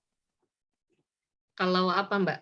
Buat apa itu? Untuk pembiayaan sebagai ortas orang tua asuh. Tahfiz seperti itu. Kalau zakat itu kan udah ada kriteria penerimanya Mbak, yang 8 asnaf itu ya, yang 8 golongan. Nah, kalau anak-anak yang misalnya yang di pondok tahfiz Quran itu kan apa ya, masuk kategorinya mungkin ini sih ya, kalau menurutku buat zakat tuh lebih baik kita nyalurkannya ke lembaga aja, jadi biar lembaga ambil zakat. Iya, biar mereka yang nentuin pembagian zakatnya sesuai golongan gitu. Karena kalau kita nimbang-nimbang kriteria sendiri, misal ke orang lain, itu kan belum tentu sebetulnya dia masuk kriteria ya. Takutnya kita yang jadi salah gitu, dan zakat kita malah nggak nyampe. Jadi mending, kalau aku sih lebih baik ini aja, lewat lembaga aja Mbak. Lembaga yang kita percaya gitu, dan reputasinya sudah baik. Insya Allah kan banyak juga ya lembaganya. Ya, terima kasih Mbak Sekar atas saparannya. Iya, Mbak. Waalaikumsalam, Mbak Waalaikumsalam. Fatimah. Mbak Fatimah, beda sama tadi Fatimah ya. Oke, soalnya saya pikir Mbak Fatimah yang Batam, ternyata berbeda. Mungkin saya baru kenal dengan Mbak Fatimah yang tadi. Oke, terima kasih Mbak Fatimah. Oke, selanjutnya ada yang langsung ingin menanyakan, silakan Mas. Assalamualaikum Mbak Sekar. Waalaikumsalam Mbak Ida. Waalaikumsalam Mbak Nurza, Ida. Iya, Mbak Sekar gimana misalnya masalah riba? Iya, gimana tuh Mbak? Biasanya kan suka ada tawaran-tawaran tuh nih, ini kalau nggak nyicil itu pasti nggak punya gitu. Itu Iya, gimana ya cara menanggapinya? Cara Zaman sekarang menanggapinya. tuh katanya kalau nggak punya cicilan itu nggak maju.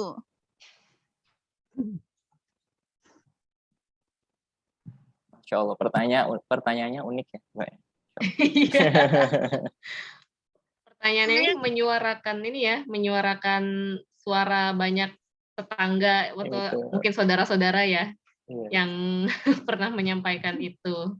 Kayak judul film Tetangga Masa Gitu jadinya, Mbak. Kalau tanggapanku Mbak, kalau ada yang ngomong kayak gitu, misal kalau nggak nyicil nggak bakal punya mobil gitu, kalau nggak nyicil nggak bakal punya rumah. Tanggapanku, emangnya kamu yakin gitu? Kamu nggak yakin sama kuasa Allah gitu? Kamu nggak yakin kalau sebagai seorang Muslim kita tuh berusaha menghindari riba, ya insya Allah itu diridhoi Allah, dan siapa tahu karena kita menghindari riba, ya Allah jadi membuka jalan rezeki buat kita punya barang-barang yang kita inginkan itu. Jadi bisa apa ya? Riba itu kan nggak menguntungkan sebetulnya ya. Bunga kredit itu kan merugikan loh. Jadi misal kalau kita ngitung beli rumah harga cashnya 250 juta. Kalau kita riba kita pakai bunga, itu total yang kita bayar ke bank bisa 500 atau 600 juta. Jadi bunganya aja tuh bisa dapat satu rumah sendiri lagi gitu, dapat satu rumah lagi. Jadi jawab aja dengan elegan gitu Mbak.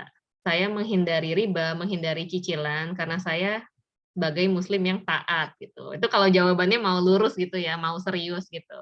Iya, kadang suka malah dibilang so alim kata. Biarin so alim, so suci daripada so najis gitu kan. Weh, jadi berantem nanti ya. Nggak apa-apa, bilang aja nggak usah. Insya Allah ini pilihanku, hormati saja pilihanku. Kalau kamu punya pilihan lain ya silakan aja. Jawab gitu aja Mbak. Ini pilihanku yang aku yakini bisa menjadi jalanku buat punya mobil atau punya rumah tanpa harus mengundang murka Allah gitu. Tanpa harus mencicil. Sebetulnya bisa kan nyicilnya di bank syariah, tapi kan lagi-lagi nyicil itu kita tuh jadi punya utang. Kita punya utang ke bank. Jadi beban pikiran juga ya. Iya, beda sama kita tuh, ya kita nabung dulu sampai nabung investasi gitu, kerja yang keras sampai ya kekumpul buat misal buat rumah yang sederhana gitu, rumah ya sesederhananya rumah mungkin 200 jutaan lah ya kalau di daerah Bogor ya Mas Didi ya. 200 jutaan lah yang banyak kan perumahan baru gitu. Tapi kan kalau kita tuh nggak punya utang kita lebih tenang ya Mbak. Beneran deh, lepas dari utang tuh rasanya lega banget. Kalau teman-teman mungkin ada yang punya pengalaman lepas dari utang, mungkin bisa berbagi gitu. Mendingan nggak punya utang, Mbak, daripada kita terpaksa ngutang. Apalagi ngutangnya karena dengerin omongan orang, karena yang kita ngerasa, wah iya juga ya, nggak punya... Kan kebanyakan Gimana, Mbak? kebanyakan katanya kalau ngutang itu buat gaya gitu, Mbak. Nah, itu yang salah. Yang kan tadi kita udah bahas tuh ya. Kebanyakan orang tuh ngutangnya buat gaya. Padahal ngapain sih gitu? Emang kita tuh mau ngapain sih? Kita mau dianggap kaya, kita mau dianggap sukses gitu. Ngapain kita tuh berusaha mengimpress atau memberi kesan pada orang yang sebetulnya nggak peduli juga sama kita gitu. Emang kalau kita kelihatan kaya di mata dia, terus kenapa sih gitu? Emang kita jadi gimana sih? Kita jadi bangga gitu kelihatan kaya doang. Padahal sebetulnya nggak kaya gitu. Iya. Padahal iya kayak terpaksa gitu ya Mbak. Kayaknya tuh cuma kelihatan, bukan kaya beneran. Betul. Kita pilih kaya beneran atau kaya cuma kelihatan sih gitu. Mendingan kaya beneran kan, tapi nggak pamer daripada kelihatan kaya, padahal nyicil semua. Kan sedih, Mbak. Iya. Okay. Cuekin aja Mbak komen-komen gitu. Kita tuh harus punya prinsip kita sendiri. Jangan mudah tergoyahkan dengan omongan orang. Apalagi yang kita lakukan nih udah jelas positif gitu, udah jelas benar. Kenapa? Karena omongan negatif kok kita malah jadi ragu sama keputusan kita, sama prinsip kita gitu. Kita jadi kalah dong. Gitu Mbak. Iya. Semangat Mbak. Semangat Mbak Ida. Jadi kalau orang Terima Jawa, kasih Mbak Amir.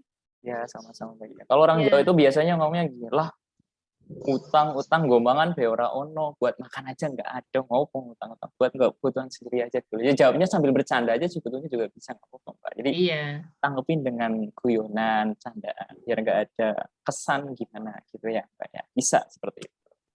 Iya. Mungkin kita inilah lihat ya Mbak ya, mungkin orang-orang kaya jet set di luar negeri sana ya seperti Mark Zuckerberg dan lain sebagainya, tampilannya sederhana tapi mereka kaya. Jadi buat apa gitu. Jadi hidup sederhana apa adanya, nggak perlu mendengarkan kata Mbak Sekar tadi omongan orang lain gitu. Iya, utang tuh kan emang boleh ya, tapi kan untuk hal produktif gitu. Misal buat nambah modal usaha, terus utangnya yang karena memang kepepet kayak kita udah punya dana darurat tapi ternyata masih kurang. Itu kan ya utang yang insya Allah kita juga mau melunasi gitu ya. Betul. Bukan karena utang itu karena lifestyle, karena pengen iPhone, karena pengen liburan. Itu kan utang yang nggak bener tuh kayak gitu. Oke. Masih ada lagi satu pertanyaan terakhir mungkin, kalau tidak ada kita akan akhiri. Kalau masih ada saya kasih kesempatan buat yang ingin bertanya secara langsung. Assalamualaikum Mas. Oh ya ada, silakan. Assalamualaikum Mbak Sekar. Oh iya Mbak Rukaya. Waalaikumsalam Mbak Rukaya. Oh yang di Hong Kong tadi ya? Betul. Iya. Mohon bertanya Mbak tentang zakat mal. Iya gimana Mbak? Ini kan zakat mal setiap bulan kan saya dapat gaji itu. Nah, terus zakat mal itu saya ambil duluan sama tabungan haji gitu. Zakat mal itu saya salurkan ke janda-janda tua sama anak yatim. Itu menurut syariat udah benar apa enggak? Ini zakat mal atau zakat penghasilan, Mbak? Kan zakat mal itu kan zakat penghasilan ya, Mbak, gaji lah gitu. Kalau iya sih ada pendapat yang gitu. Ya. Tapi kemudian kan yang tadi saya bilang, Mbak, jadi zakat tuh banyak ininya, banyak pendapat ulamanya. Jadi ada yang zakat mal tuh dari tabungan kita, dari harta yang udah kekumpul.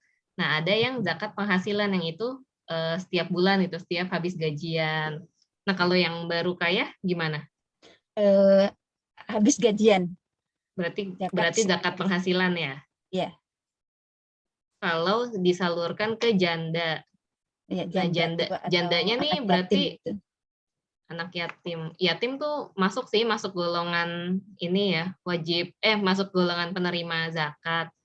Terus kalau janda kan tergantung jandanya ya, soalnya janda tuh juga kalau golongan zakat orang-orang itu nggak kan mampu gitu loh, Mbak, sekarang. Iya, orang-orang nggak mampu, miskin. Gitu kan. Kalau dulu saya masih jadi pengurus gitu, saya taruh di masjid gitu. Sekarang saya udah nggak jadi pengurus, saya bertekad, saya doain sendiri di rumah, terus habis itu saya taruh di amplop gitu, saya sendiriin. Nanti kalau udah ngumpul gitu, saya kirim ke rumah, saya salurkan, saya nyuruh ke orang tua saya, tolong Bu, ini kasihkan ini, saya gituin. Itu alurnya udah benar apa belum gitu, Mbak Sekar? Sebetulnya alurnya sih bisa aja udah bener, Mbak. Kan kembali lagi ke nanti penerimanya tuh kondisinya gimana. Kan kita nggak tahu ya, maksudnya kategori miskinnya itu kan seperti apa gitu. Apakah sebetulnya dia juga sebetulnya punya penghasilan lain gitu yang nggak kelihatan sama kita, yang kita tuh nggak tahu. Jadi menurut kita dia tuh miskin, tapi sebetulnya dia tuh punya penghasilan gitu. Dia tuh punya penghasilan yang nggak kelihatan lah sama kita.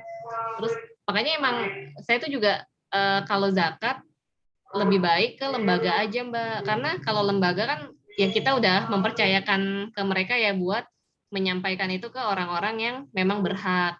Soalnya lagi-lagi kalau kita sendiri, kita tuh kan sering ragu juga ya sama ini kita ya, sama penilaian kita. Tapi kalau Mbak baru kayak ngerasa udah betul, nggak apa-apa. Atau coba ditanyakan ke Ustadz atau yang warga sekitar situ yang mungkin lebih tahu kondisi penerimanya itu. Apakah memang memang kondisinya tuh miskin gitu, fakir, masuk ke golongan yang berhak menerima zakat itu atau bagaimana? Itu janda-janda tua gitu. Oh ya, ya mungkin bisa masuk sih, Mbak, penerima zakat. Kalau kayak enggaknya sih saya nggak tahu. Nah iya itu, mungkin masuk sih, Mbak, sebagai penerima zakat ya. Mungkin kan saya juga nggak tahu persis kondisi ininya gimana detailnya, tapi ya bisa juga sih Mbak ditanyakan lagi ke ustadz atau ke lembaga terdekat. Lebih baiknya itu ditaruh karena kalau di masjid itu sama aja, karena kan saya juga pengurus sudah 3 tahun ya di masjid gitu. Itu sama aja, nanti kalau udah terkumpul dikasihkan ke pengurus, terus kita sama aja nyalurnya tuh ke kampung kita gitu. Jadi kan sama aja gitu. Makanya itu yang jadi pertanyaan saya gitu. Oh ya, jadi kan baru kayak langsung ke penerima itu gitu ya? Iya. Kalau memang karena penerimanya sama gitu, meskipun ditaruh di masjid itu nanti dikasihkan ke pengurus nanti disalurkan sama aja gitu. Menurut saya gitu. Itu harusnya ditaruh di lembaga, maksudnya saya cari di kampung saya gitu atau gimana gitu. Karena pingin bersih lah gitu. Nggak apa-apa Mbak, kalau penerimanya tuh memang dia juga penerima yang dari masjid gitu ya, berarti kan udah masuk kriteria. Terus kalau baru kayak ngasih langsung kan berarti ya nggak apa-apa juga gitu. Karena kan sebetulnya penerimanya dia juga kan, yang tadi. Iya, berarti nggak apa-apa. Berarti kan menurut masjid gitu, menurut ustadz yang di masjid itu orang yang nerima itu sudah masuk golongan yang berhak menerima zakat. Ya berarti kalaupun kita mau ngasih langsung ke janda-janda itu juga nggak apa-apa Mbak, kayak ya, gitu. Terima kasih Mbak ya jawabannya. Iya sama-sama Mbak. Terima kasih Mas Didi. Sama-sama baru kayak jadi nggak ada jujur atau penghalang ya Pak, dua-duanya sama-sama baik. Silahkan dipilih mana yang terbaik menurut Mbak Rukaya. Yang penting tahu kondisinya, keadaannya, dan sesuai dengan memang penerimanya sesuai dengan syarat gitu. Oke, alhamdulillah teman-teman, kalau kita terusin mungkin yang bertanya mungkin akan banyak. Nah, kita sudah mungkin baru kayak sudah sholat maghrib tadi, izin dulu sepertinya sholat maghrib dulu di Hong Kong, Ya, sudah Mas, sholat di maghrib, Hongkong dan itu kita jam juga 5, di Indo, jam oke. 5 kurang itu udah maghrib. Oh, jam 5 kurang udah maghrib, Masya Iya. Allah. Kita jadi teman-teman yang mungkin di luar negeri atau mungkin yang di waktu Indonesia Tengah ataupun Timur itu sudah masuk waktu maghrib atau bahkan isya. Nah, alhamdulillah mungkin ya teman-teman kita cukupkan. Kemarin minggu lalu kita belum ada door prize ya. Minggu ini saya insya Allah ada door prize ya. Kemarin skip, nggak apa-apa ya teman-teman yang nungguin, mohon maaf sebesar-besarnya. Jika memang teman-teman kemarin yang ikut webinar minggu lalu ternyata mana nih door prize-nya, kelupaan, bukan kelupaan sih, distract dengan banyak kegiatan. Jadi insya Allah minggu ini ada. Nah, insya Allah minggu ini ada dengan skema yang sama ya. Nanti di grup ya teman-teman. Jadi teman-teman jangan lupa yang absen. Banyak nih yang komplain, Mas saya udah absen tapi nggak dapat sertifikat. Nah, apakah benar sudah masuk atau apakah benar sudah absen gitu ya. Saya hanya memastikan supaya saya mengambil data absensi itu sesuai dengan, saya membagi sertifikat sesuai dengan data absensi. Kalau toh memang ada yang belum dapat, saya akomodir dan saya berikan sesuai dengan memang bukti absensi. Karena yang absensi berarti yang insya Allah mengikuti begitu jalannya webinar itu sendiri. Oke teman-teman, kita sudah di penghujung acara. Alhamdulillah dari awal sampai akhir teman-teman sudah menyimak pemaparan materi dan juga insight ya, ilmu-ilmu yang kita dapatkan. Monggo teman-teman yang ketinggalan atau tertinggal, nanti akan saya bagi link rekamannya seperti biasa ya. Mungkin waktunya H+3, H+4 setelah webinar seperti biasa.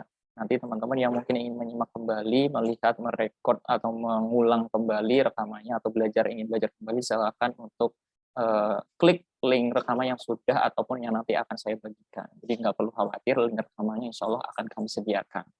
Nah, kita sudah di penghujung acara. Terima kasih banyak buat Mbak Sekar yang sudah menyediakan waktu malam minggunya yang harusnya mungkin dihabiskan bersama keluarga, tapi masih mau berbagi waktu, berbagi ilmu dan kesempatan buat teman-teman dan sahabat muhafazah sekalian. Terima kasih banyak Mbak Sekar. Kemudian salam juga buat keluarga di rumah, semoga selalu dalam keadaan sehat walafiat. Juga saya sampaikan terima kasih banyak kepada teman-teman sahabat muhafazah yang sudah hadir di malam minggu yang insya Allah penuh kebahagiaan ini. Semoga teman-teman bisa selalu diberikan kesehatan juga, diberikan keberkahan juga. Amin, amin ya rabbal alamin. Oke, sebelum kita menutup kegiatan pada sore hari ini, beberapa daerah di Indonesia sedang ditimpa bencana. Alhamdulillah saya sampaikan kepada teman-teman sahabat muhafazah yang mana sudah berdonasi melalui peduli komunitas morfosis. Alhamdulillah dananya sudah disalurkan dan sudah diterima oleh masyarakat di sana yang membutuhkan. Nanti mungkin untuk bukti dokumentasinya akan kami bagikan di website ataupun di IG story ataupun di sosial media kita supaya teman-teman juga percaya bahwa insya Allah kita amanah menyalurkan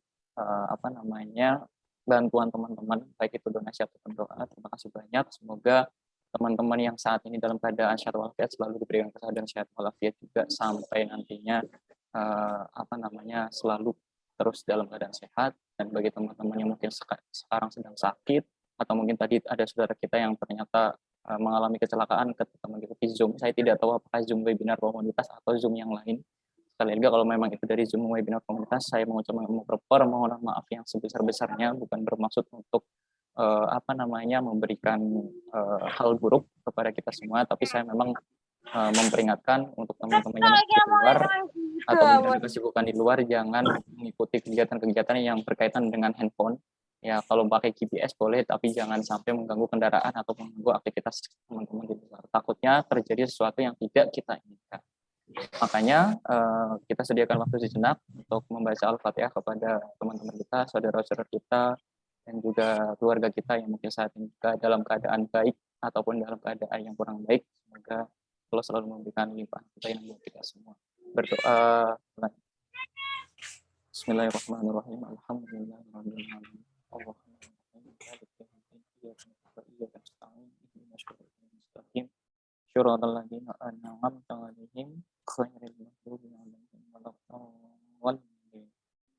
Oke teman-teman, terima kasih banyak. Jangan lupa absen ya. Mbak Sekar, sekali lagi saya ucapkan terima kasih banyak. Salam buat keluarga di rumah. Sampai jumpa di pertemuan kita selanjutnya. Di tanggal 18 Desember kita akan adakan lagi webinar kita ya. Di tanggal 25 kita libur karena hari Natal ya. Jadi tanggal 18 adalah webinar terakhir di tahun 2021. Jadi teman-teman jangan sampai ketinggalan. Oke? Billahi taufik wal hidayah. Wassalamualaikum warahmatullahi wabarakatuh. Waalaikumsalam warahmatullahi wabarakatuh. Teman-teman, Mas Didi boleh kasih pengumuman nggak? Boleh, boleh. Yang ini yang mau bikin biasa kayak sharing-sharing di IG story gitu, jangan lupa di tag ya.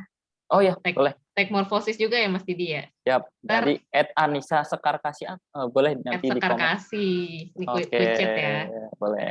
Di kolom komentar. Kayak waktu itu satu resume yang kupilih dapat hadiah dari aku. Kemarin yang beruntung, selamat kepada yang beruntung apakah hadir pada sore hari ini. Hadiah spesial dari Mbak Sekar. Dan insya Allah di webinar kali ini ada lagi dari Mbak Sekar spesial. Luar biasa. Resolusi atau resumnya boleh. Oh iya boleh. Ya, disampaikan resolusinya juga ya. Iya boleh resume atau resolusi, terserah teman-teman aja. Oke. Siap. Oke, pamit ya Mas Didi. Sama-sama. Makasih banyak teman-teman semua. Assalamualaikum. Waalaikumsalam warahmatullahi wabarakatuh. Oke teman-teman jangan lupa ya, resume atau resolusi. Silakan di-tag, di-upload di sosial media masing-masing, tag Mbak Anissa Sekarkasi dan komunitas Marfosis, nanti akan mendapatkan spesial hadiah dari Mbak Sekar. Ada juga nanti dari kita, komunitas Marfosis seperti biasa. Sampai jumpa di pertemuan selanjutnya, nantikan sertifikat, rekaman, dan juga hadiahnya. Oke? Billahi taufiq wal hidayah. Wassalamualaikum warahmatullahi wabarakatuh.